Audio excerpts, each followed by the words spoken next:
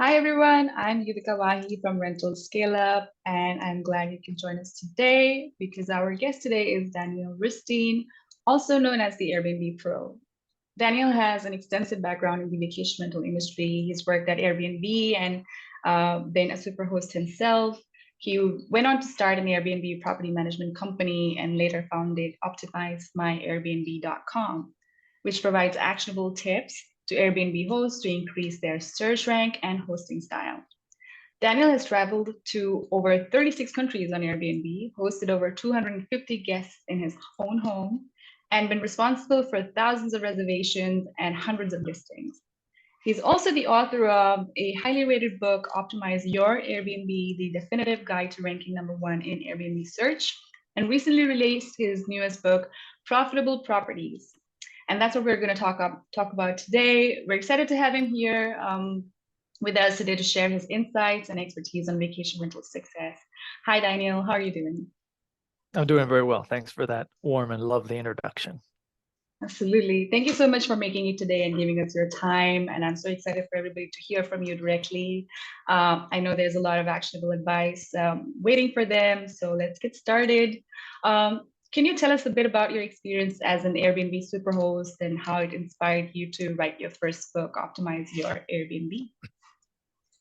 I've been a superhost since they rolled it out. I think it was 2014. And I'm still a superhost. They just had a review, I think. I got a pop-up on my app. So it's been a while. And when I wrote the book, Optimize Your B&B, I was in Tallinn, Estonia.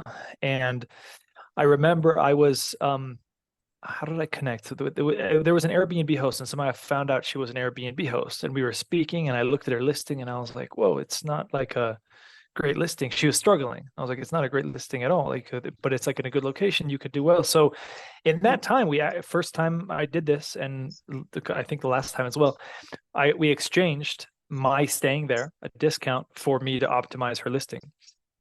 And so I did that, and I realized that made me realize like that there's a lot of hosts out there outside the USA that could use my help.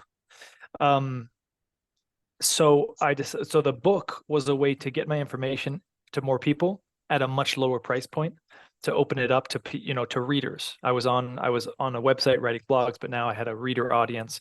That was really the initial reason why I decided to write a book, the first book.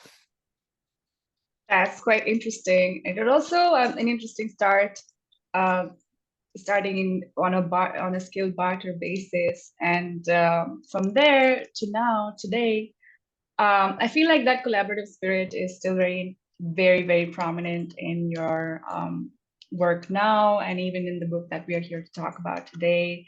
I already know this, but I'm sure viewers would like to know what distinguishes Profitable Properties from its predecessor, Optimize Your B&B. How is it a different book? The main difference is that back in 2018, when I wrote Optimize Your B&B, you were a host of the property that you already had.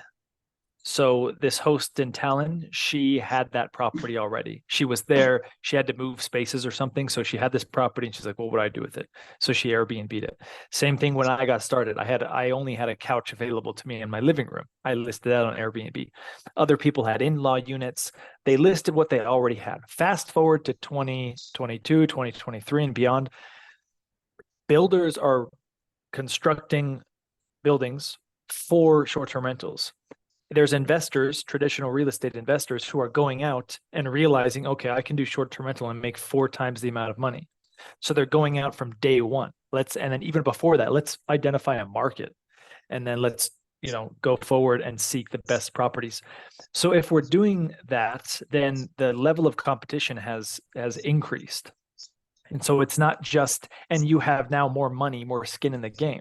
It's not like you're renting your couch or your in-law unit. You're going out to make a purchase, and you don't want to do that wrong. In fact, the most important part of that process is probably the first thing you do, which is identify the market and identify the property, the neighborhood. And I talk about micro neighborhoods in my book in part 2, which is the main meaty section, vacation rental market analysis. I go through my process and how I discover markets. I break them out into discovered and undiscovered. I'm personally a fan of undiscovered markets. And so we're really running our Airbnb more like a business in 2023. So this book is more business focused. Optimize Your B&B. It's for intermediate and advanced Airbnb hosts. The strategies there are just relevant to Airbnb. Profitable Properties is taking both a detailed but also more broad approach from day one market research all the way to pricing and direct booking. So it's definitely more to do with a topic that's already very relevant in our industry, which is professionalization of short-term rental businesses and standardization, whether it comes to your level of service or it comes to your pricing decisions. And like you said about finding the right market and micro market for your vacation rental success. Can you explain why this is so crucial and provide some tips on how hosts can identify potentially profitable markets? Yeah, so going back to what I said was discovered and undiscovered markets. So a discovered market, and I have visuals in the books, but I'll try my best to visualize it, to create some visuals in your brain. But think of a discovered market as something that's well known. It doesn't necessarily need to be like globally well known, like New York, but those are like the premium discovered neighborhoods. What does that mean? Is there's a large incoming guests. There's a lot of incoming guest arrivals. We know that. There's also a lot of supply. Just by human nature, these are the things that are written up online, the top 10 lists. So people kind of gravitate towards that instead of taking a step back and starting your search from yourself. Okay, where do I want to go? So I'm just doing the search now. Just like yesterday or 2 days ago, I typed up an outline. So what I'm going to do, I'm going to be searching in the USA for my next investment. And what I'm going to do, if I can remember it, I'm identifying all this. I'm going to plot it out on a map, all the cities with 100,000 person population or more. That's 300 cities or something in the US. Then I'm going to also plot all of the airports, the nearby airports within an hour. And then I'm going to figure out all of these cities. What are they? Do they have guest arrivals? Are they vacation rentals? Are those, if they are vacation rental, are the guest arrivals coming via driving or via air? So we're going to have a bunch of these cities and then we're going to map them together, because what I'm looking for specifically is a city that is undiscovered. It has, it's nearby other cities. Ideally, it's within like a 2-hour drive of 3 or 4 other large cities. It has an airport nearby. So it has draw from all over the country, but also nearby. So that's how I'll start my search. And then we'll look at regulations and all that. But the reason why I like undiscovered markets is because even though there's less incoming guest arrivals, which is demand side of the equation, there's oftentimes even less supply. So the demand might reduce by 50%, which is a lot. But if the supply reduces by more than 50%, you have an opportunity there. And usually that's the case. Yeah, that makes sense, because you are working with, there's less saturation in that market. There's more opportunity for you to grow too. I want to pivot a little bit and ask you about, because your book also covers the importance of having a strong online presence. And that's something that you work with short-term rental hosts as well.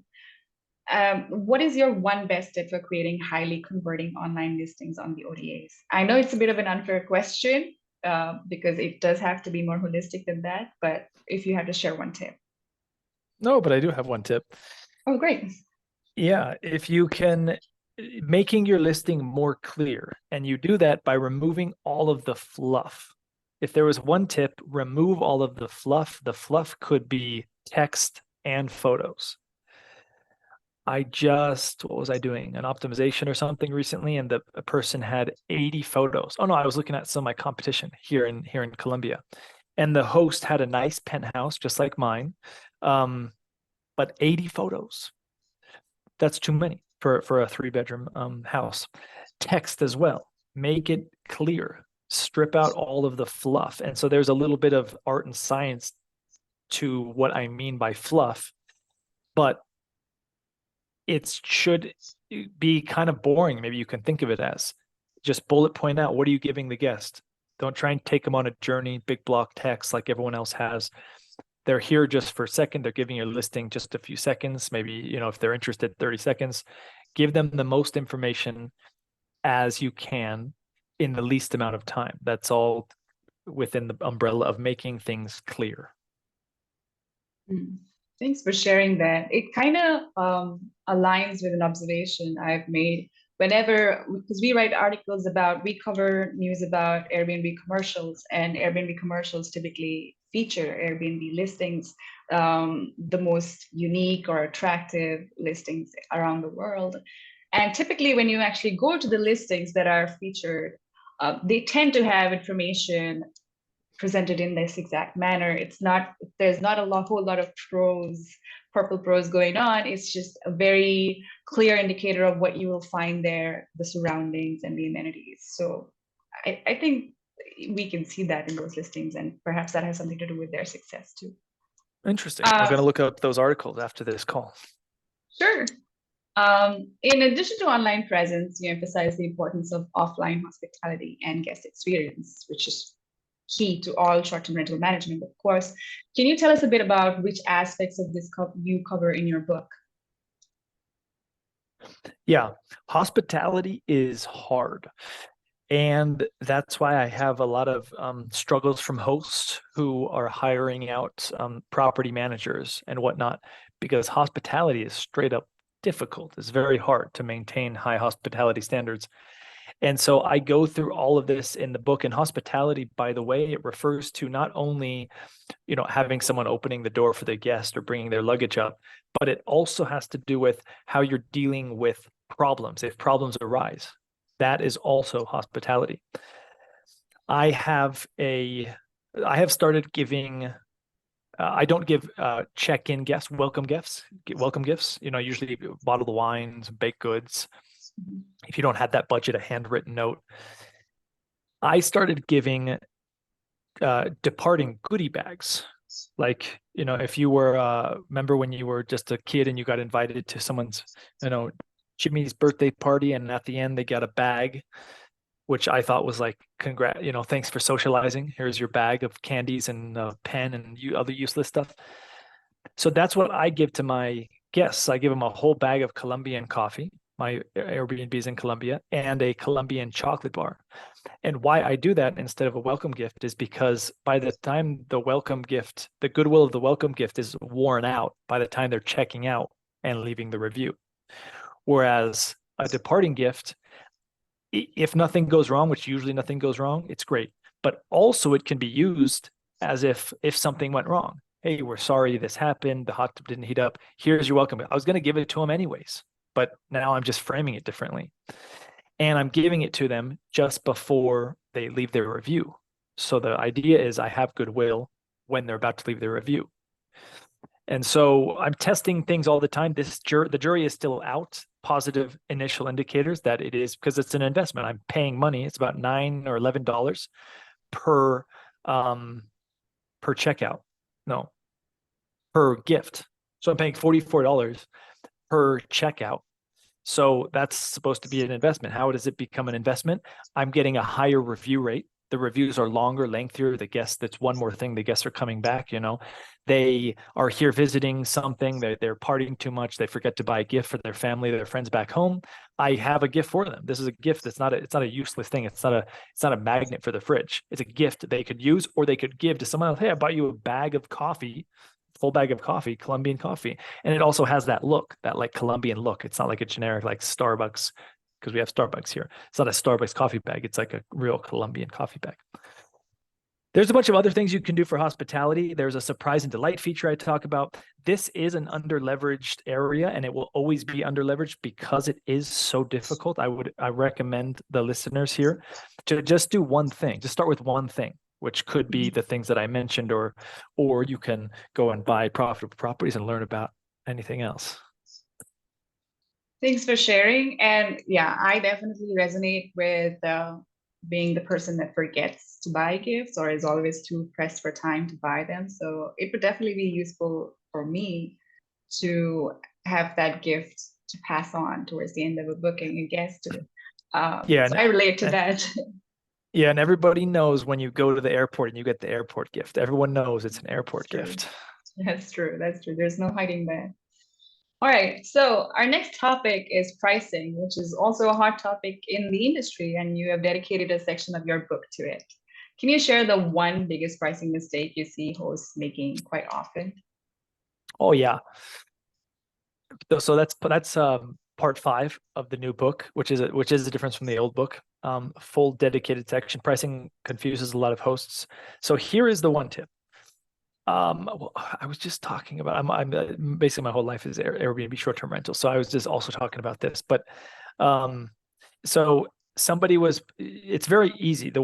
So people make pricing more complicated than it is. It's actually very, very simple.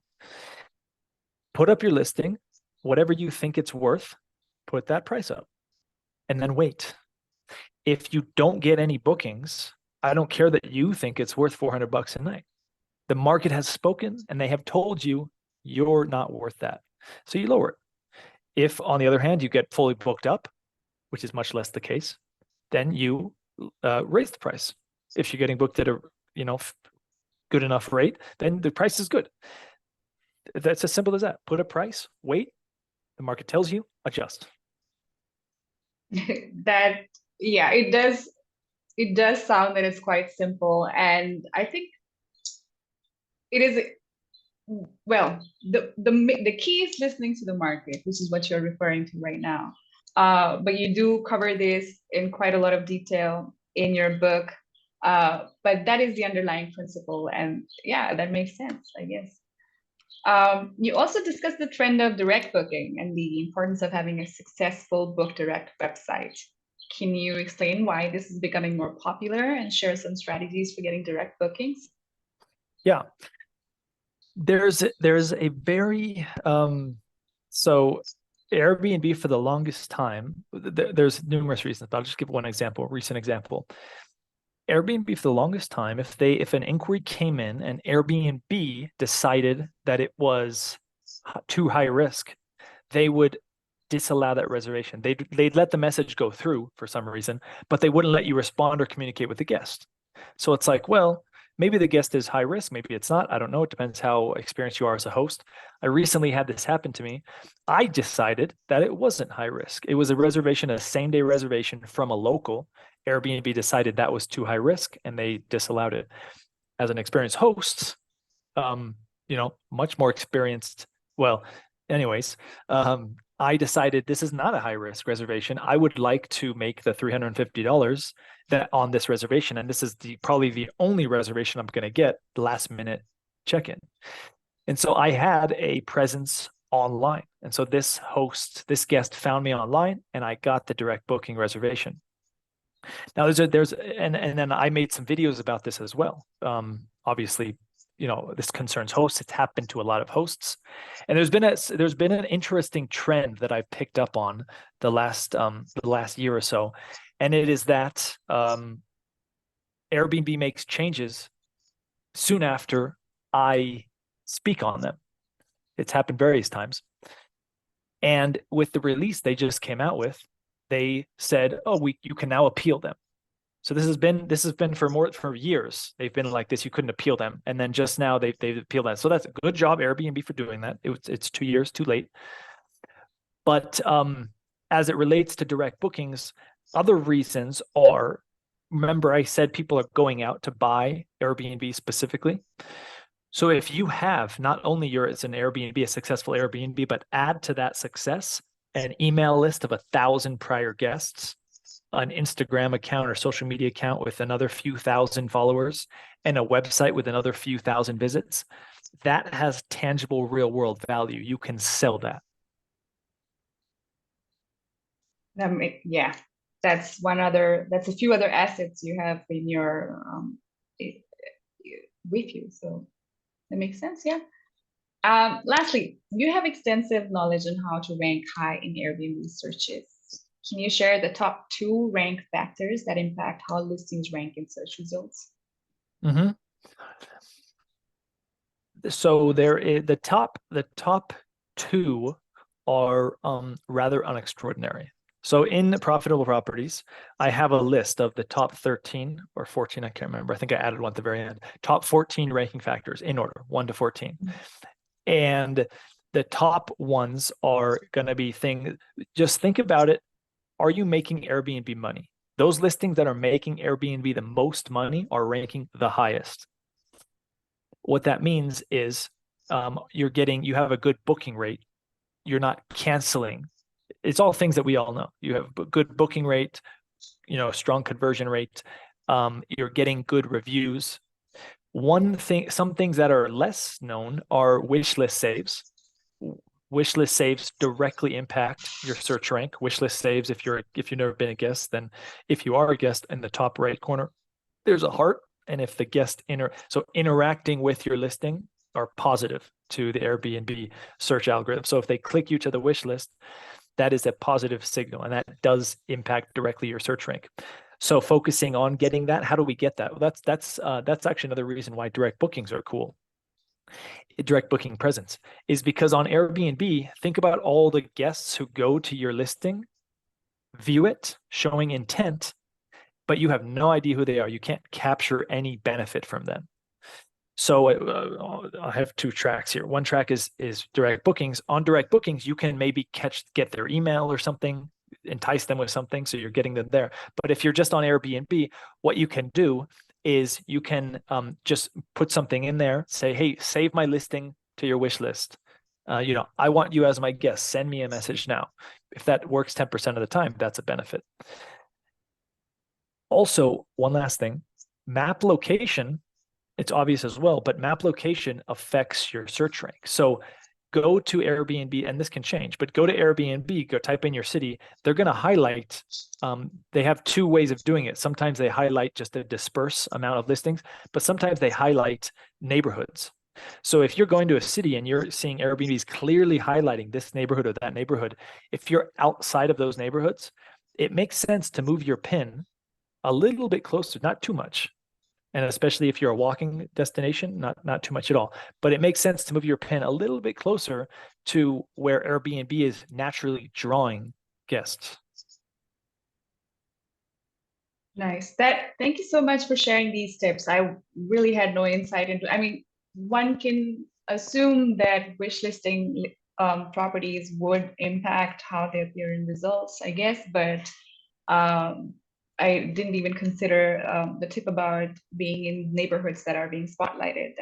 That's new for me too. Thanks for sharing. And just thanks for sharing all the advice that you have today. It's been very insightful. And this is just a glimpse of what is contained in your book, Profitable Properties. Where can our viewers buy your book?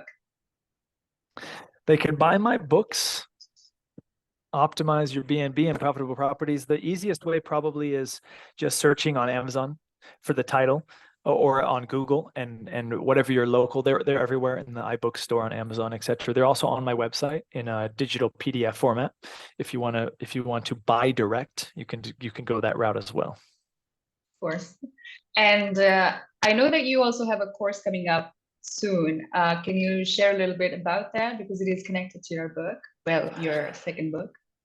Absolutely. Yeah, it's connected, and it's a program. I'm calling it a program because it's where I'm taking the program participants on a journey. By the end of this journey, a course is like, for me, I've taken many courses. It's like, you want to learn this one thing, master this one thing. But a program, we're going on a journey, and at the end, the idea is that the program participants are the expert. People take courses because they don't feel like they're an expert. They don't feel like they feel like they can learn something. So I'm going to help them get the confidence to know that they can go into any market and win in that market. Get them to be the expert. Okay, get them to figure out how they can learn things and master on their own after the program. It's gonna follow kind of the book, but it's gonna be more interactive. So the first class is going to be with me personally. I'm going to be presenting some material once a week. And then there'll be some follow-up questions and answers. After that, I'll be recording it, and it will be available for purchase as well. We're going to go through things like pricing, of course, online management, offline management, automation, all these things with a focus on self-management, not having to pay 20% to a property manager. And there's some other bonuses, like I'll just mention two bonuses. One is going to be access to my worldwide vacation rental market analysis. I will analyze vacation rental markets for their profitability. And the other one is we're going to be documenting how to get rid of negative reviews. I'll start and document how I do it. And then I want the community, the participants, to also document based on my strategies, how they're doing, what changes they've made, because getting reviews removed is important. Is very important to stay high in search and keep that 5.0. I want to give they can find that on my website. That's called Optimized Business, and would like to offer your listeners a 50% discount code up until the program launches on May 29th. Amazing. So thank you for sharing that. I'm sure our listeners will be really excited to get that discount, and they can get a lot of value from attending your program. So is that optimizebusiness.com where they can access more information? No, it is, but I'm going to buy that URL if it's available. That's the product name on my website. So I have Optimized Listing, which is just the listing, Optimized Host, which is an individual setting up one host. I do it for you, which is the most premium product, and then Optimized Business, which is the program. Okay, and this can all be found on OptimizeMyAirbnb.com. Correct, upper right corner. Perfect. Drop down menu. All right, so I will be sure to put this discount code in the YouTube description, the video description, for everybody to find, and as well as links to your website and where they can find the program, as well as the books. Thank you so much, Daniel, for making time today and sharing your knowledge with us. Any parting words? Big fan of rental scale up. Thank you. We appreciate that. You have a great day, and everybody, thank you for tuning in as well, and have a great day.